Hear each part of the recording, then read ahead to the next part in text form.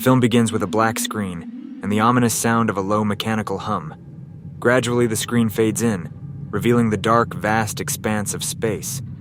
We see a small, industrial spaceship drifting slowly through the emptiness. The ship, called the Nostromo, is in the deep void of space far from Earth. It is a large, somewhat worn-out vessel, its exterior battered by the harshness of space travel. We then cut to a large, shadowy room with rows of futuristic sleep chambers. Each chamber is equipped with a glass front, inside of which the crew members are suspended in a deep, hibernating sleep. The camera zooms in on the cryo chamber where the crew is held, their bodies frozen in sleep, with only their faint breathing visible through the glass. The cryo chambers begin to open with a faint mechanical noise, releasing streams of mist. The first chamber opens fully, and a crew member stirs slightly. Their eyes flutter open as they slowly come to life from their long sleep. A soft, groggy sound escapes them, followed by a groan as they adjust to the sudden change in environment. One by one, the crew members begin to wake up. The camera focuses on their faces, each showing confusion and disorientation as they try to make sense of the sudden awakening. The atmosphere feels cold and sterile, and there's a sense of unease hanging over the scene as the crew starts to get up, still half asleep.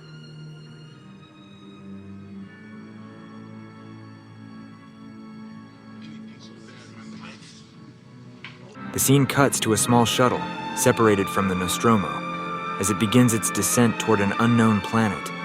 The ship is small, almost cramped, in comparison to the larger Nostromo, and the tension is palpable. The shuttle's engines roar to life, sending it plummeting through the atmosphere. Below, the barren, rocky surface of the planet looms large, dark, and inhospitable.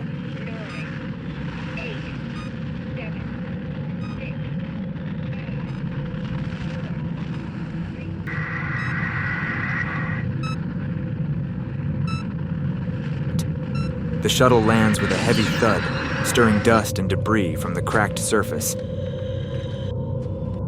Kane exits the shuttle and begins exploring the area, his steps slow and deliberate. The landscape is stark, otherworldly, and eerily silent. He moves cautiously, his helmet's reflection flashing against the strange, barren terrain. As he ventures deeper into the fog, Kane stumbles upon an enormous structure.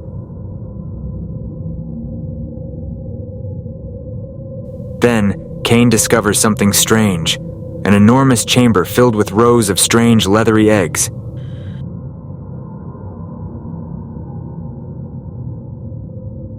As he moves closer to one of them, it suddenly begins to twitch. Without warning, the egg opens, revealing a horrifying alien creature inside, its grotesque form emerging. Kane watches in stunned silence, unaware of the danger that is about to unfold. Back on the Nostromo, as they carefully remove his damaged helmet, a strange, horrifying sight is revealed. A grotesque alien creature, the Facehugger, has attached itself to Kane's face. The creature is a nightmarish mass of tendrils, its mouth wrapped tightly around Kane's face, its long, sinewy legs clinging to him as it continues its parasitic hold. The crew attempts to remove the creature, but they are unsure of how to proceed, treating it as a mysterious and dangerous threat. After a tense few moments, the creature suddenly detaches, releasing a sickening hiss, and falls away from Kane's face. Despite the crew's relief, Kane remains unconscious. They move him to a recovery bed, watching anxiously as he slowly begins to stir, his body twitching as if waking from a deep sleep. Kane stirred, shifting weakly on the bed. His face was drawn and pale, but there was a glimmer of awareness in his expression. The tension in the room began to ease as the crew relaxed slightly, though a shadow of uncertainty still loomed. I remember some horrible dream about smothering it. The mess hall buzzed with quiet activity. There was laughter and the clatter of utensils against plates. The atmosphere felt almost normal. Then, it happened. Kane paused mid-bite, his expression shifting from satisfaction to discomfort. His brow furrowed and he brought a hand to his chest. A deep, guttural cough racked his body, startling the others. The room fell silent. His coughs became more violent.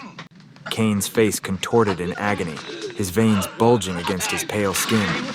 His body writhed uncontrollably.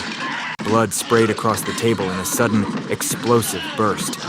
The crew froze in horror. A horrific tearing sound filled the room, wet, and from the gory wound emerged something small and grotesque. The creature was coated in blood, its skin slick and glistening under the harsh lights. Its eyeless, elongated head jerked from side to side, and it let out a piercing, inhuman screech. The Nostromo's corridors were dim and silent, every shadow a potential threat. Tension hung thick in the air. The alien was close. A sudden clatter echoed from a nearby storage room. Weapons raised, they approached slowly. In a flash, a figure leapt out. Ripley froze. Jonesy, the ship's What are you doing, man? It's a cat. With Jonesy safe, they exchanged wary glances. The alien was still out there. They pressed on, deeper into the dark, their nerves stretched taut. We'll go on.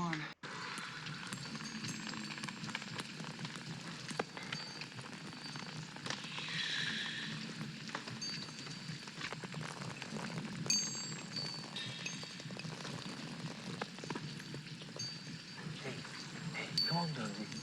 Come on, baby. A flicker of movement caught his eye. He turned sharply, his light revealing Jonesy.